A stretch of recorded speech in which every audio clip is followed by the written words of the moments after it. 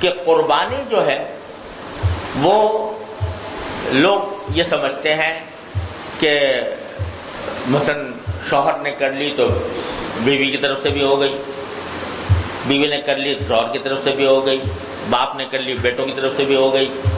بعض لوگوں کو یہ خیال ہوتا ہے، ایسا نہیں ہے۔ ہر وہ شخص جو صاحب نصاب ہے اور قربانی کی طاقت رکھتا ہے، یعنی اس کے قبضے میں اپنی ضروریات اصلیہ سے زیادہ 52.5 تولہ چاندی کی مقدار اس کے پاس موجود ہے تو قربانی اس کے ذمہ ہے۔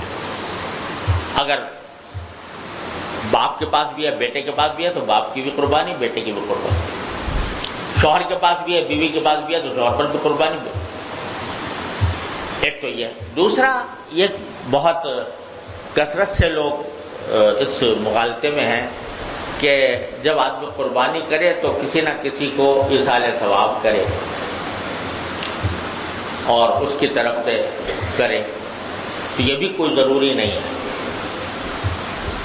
اگر کوئی شخص فریضہ ادا کر رہا ہے، فرض ادا کرنے کا ایصال ثواب میں شک ہے،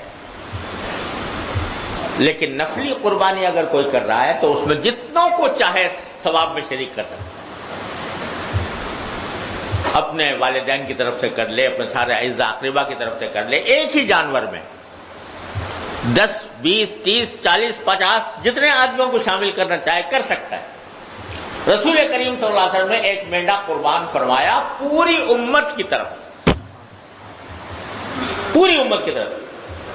سرکار دو عالم صلی اللہ علیہ وسلم کی رحمت دیکھیے کہ جتنی امت کے لوگ آپ کے وقت موجود تھے یا آگے آنے والے تھے، سب کی طرف سے قربانی کی آپ نے ایک مینڈے کے ذریعے۔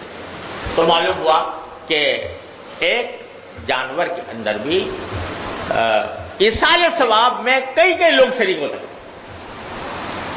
ایک آدمی قربانی ایک ہی کی طرف سے ہوگی، بکرا ایک ہی طرف سے ہو سکتا ہے، لیکن وہ ایصال ثواب جتنوں کو چاہے کر سکتا ہے، نفلی قربانی اور فریضہ قربانی